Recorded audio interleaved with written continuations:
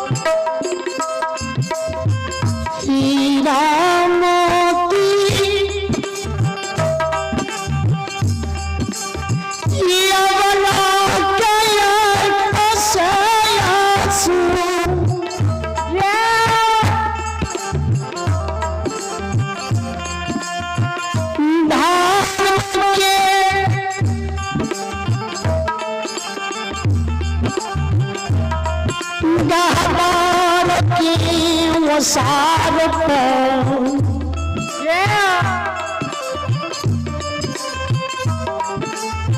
गिर जाय छै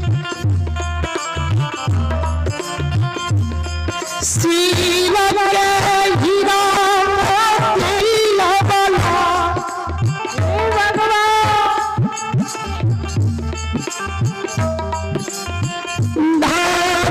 सार पर बजा रही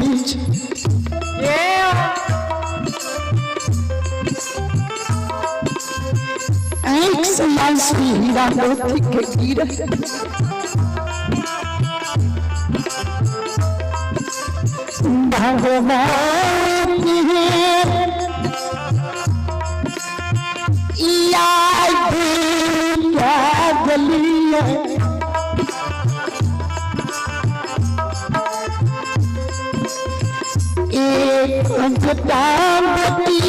के कार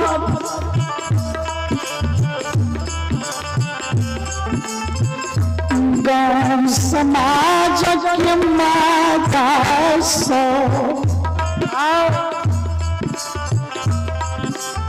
उन्हन उपकार दै छै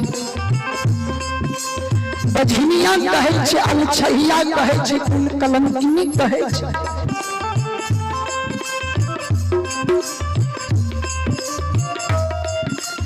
भगत वमान दुआर गलिए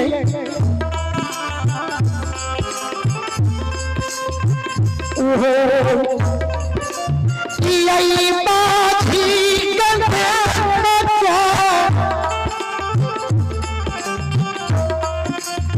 धर्म के कबार लगा ललकई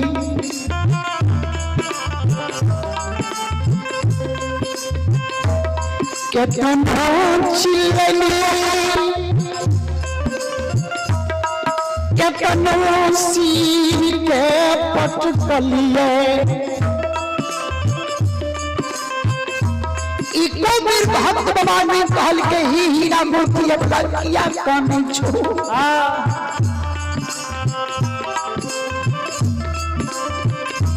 आज केहन दिन क्या गली है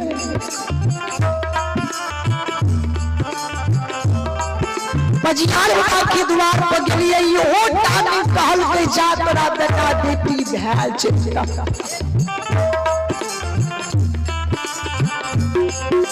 ओझा वैद्य के द्वार पर गेलिए दूरो से नहीं हमरा झाड़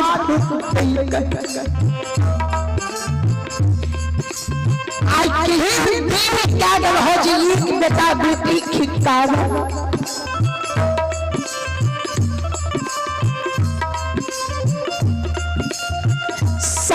सत्य मार सहै छियै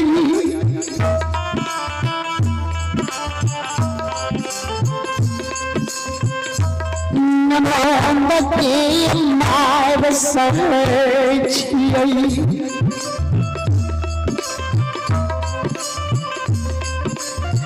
गोतमी बनिया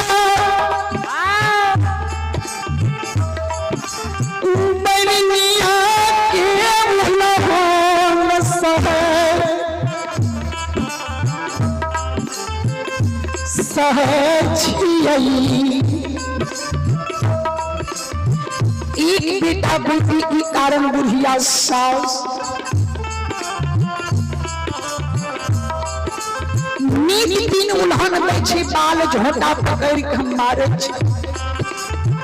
हीरा मोती काटने झाड़ बाजार आंसू गिरावे कहे परम पिता परमात्मा हे हो ठाकुर जी हे हो लीलाधारी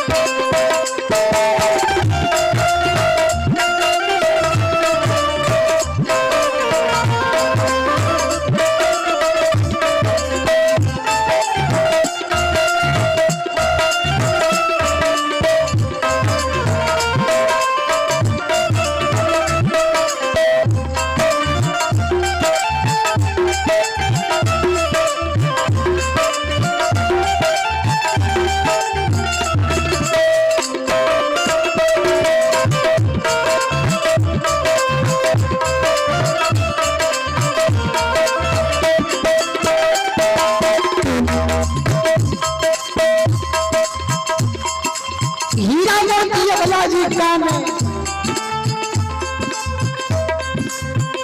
एक बेटा बेटी के कारण जो हीरा मोती वाला चार विचार काने हो ठाकुर जी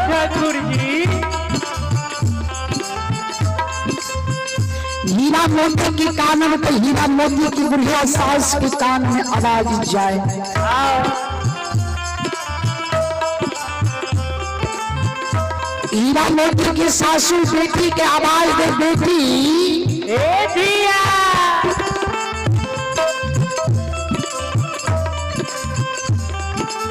किया रच के तरह सुबेरे सुबेरे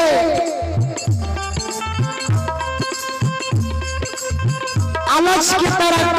कान छो केकरा संकट मुसीबत बढ़ है सासू की समझ के बेटी सुने हीरा मोती के ननद के माँ